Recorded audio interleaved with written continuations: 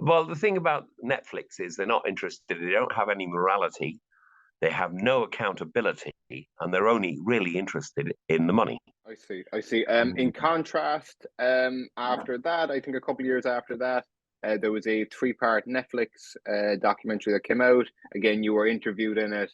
I Yeah. believe you weren't. I believe you weren't too happy with that. Well, I mean, it's a little bit complicated, but I mean, Jim Sheridan first approached me around about the same time the podcasters did back in 2013, and for your American audiences who do not know Jim Sheridan, you should. You've certainly probably seen some of his films, and I was cooperating with him, and then some Netflix. Yeah, so I gave the Netflix project a limited amount of access to me. Actually, I was conned. I was tricked into thinking it was not to be used, but it doesn't matter. So last year, what happened was that Jim Sheridan produced a 5-part documentary which went out on Sky, and I think is available in America on some sort of network.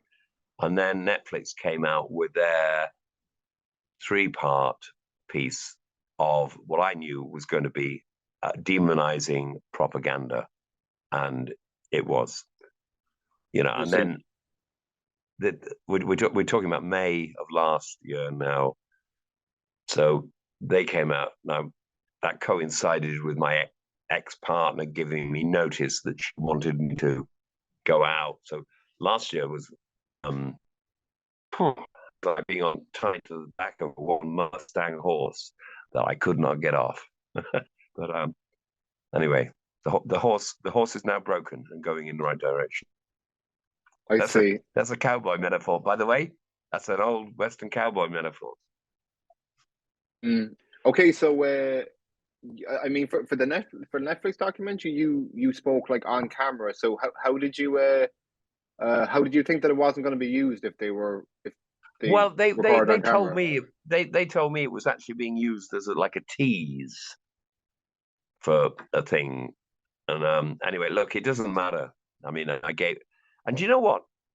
It's better to have skin in the game when you're on the end of the game, as it were, than not skin. So look, it doesn't bother me.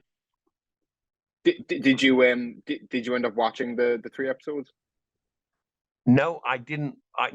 Certain passages were drawn to my attention. I didn't watch it. I couldn't even watch the Jim Sheridan documentary. I started to try and watch it, and it just upset me, just completely upset me and made me very, very sad. So I stopped watching it. I see. I see. Fair enough.